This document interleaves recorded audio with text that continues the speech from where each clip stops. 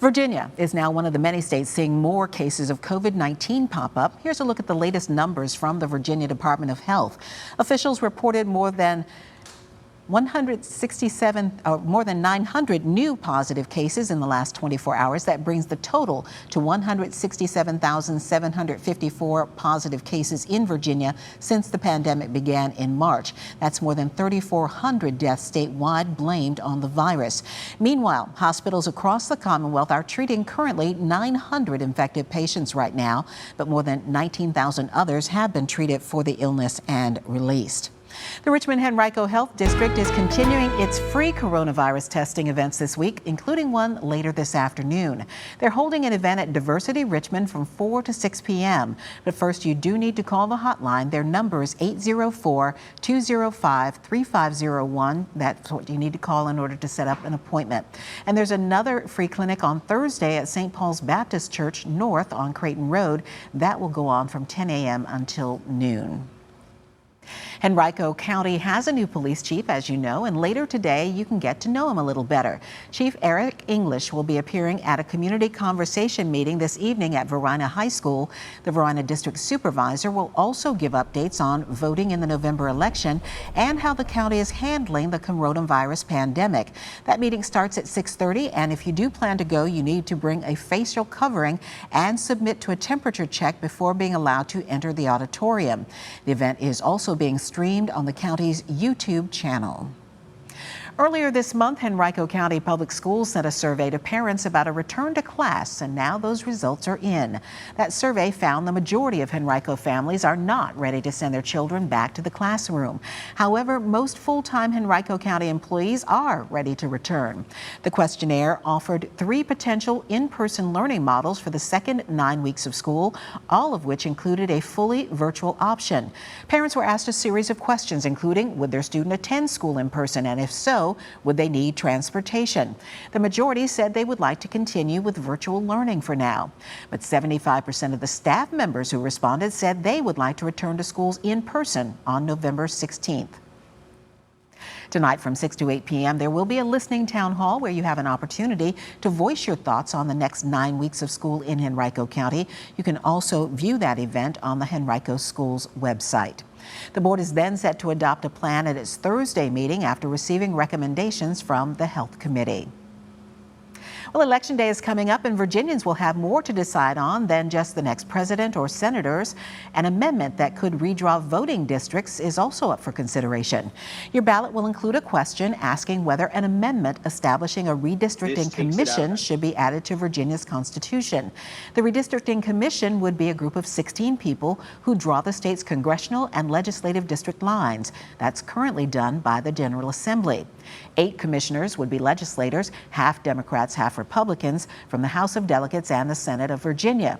The 8 other panel members would be citizens recommended by the legislative leaders and selected by retired judges. This takes it out of that smoky back room, makes everything transparent, and would make sure that there's enough checks and balances in the commission process that no one party could get over on the other party. So that creates bipartisan, fair redistricting. Supporters say the amendment will reduce confusion and make races more competitive, while opponents say there is no anti-gerrymandering language and may not protect all Virginians. President Trump says he will show up for Thursday night's second and final presidential debate, but as CBS correspondent Natalie Brand reports, the president is not happy about changes made by the debate commission. You didn't think I should have closed our country? Wait a minute. The mute button is coming to the next presidential debate. The question is, radical left. Will you shut up, man? Organizers announced new rules that give President Trump and Joe Biden 2 uninterrupted minutes to answer questions at the start of each segment. During that time, the other candidate's microphone will be off. These people are not good people, this commission. A lot of funny things go on with them. President Trump says the Commission on Presidential Debates is against him and repeated a claim he made yesterday about Thursday's debate moderator. Kristen Welker is, a dyed-in-the-wool radical left Democrat or whatever she is. Okay, then ask, why are you defending her? The president says he's also unhappy the night will include topics beyond the debate's original focus, foreign policy. But he says he still plans on attacking Biden over his son Hunter's business deals in Ukraine and China. I think he's imploding. You look at all the corruption in his family, it's tremendous corruption. The Biden campaign, for its part, said President Trump is, quote, afraid to face more questions about his disastrous COVID response and is more concerned with the rules of the debate than he is getting a nation in crisis the help it needs. He was informed that it was lethal in proportion. It would kill 5 times as many people as the flu. He was informed. And what did he do? He stood at rallies and he stood before the American people and he didn't tell you what he knew. Aside from the debate, Biden does not have any public appearances scheduled until Friday. The candidates have just 2 weeks until Election Day. Natalie Brand, CBS News, the White House. And still ahead, the former girlfriend of Jeffrey Epstein suffers a setback in court. A judge rules against her legal team's efforts to keep a 2015 deposition sealed, what's believed to be in the more than 400-page document. Plus, Washington lawmakers up against a deadline to approve another stimulus deal before the election, what they have to do today to push that bill through. A federal appeals court has ruled a 2016 deposition by GHISLAINE Maxwell can be unsealed and released to the public. The girlfriend of disgraced financier Jeffrey Epstein is accused of helping him to recruit, groom, and sexually assault girls, some as young as 14. The document is linked to a 2015 defamation lawsuit brought by Virginia Roberts Jeffrey, who claims Epstein sexually abused her as a minor, and Maxwell aided in that abuse. That case was settled in 2017. The judge ruled the public has the right to see the document and details of her relationship with Epstein. Meanwhile, Maxwell has pleaded not guilty as she awaits trial next year on federal charges.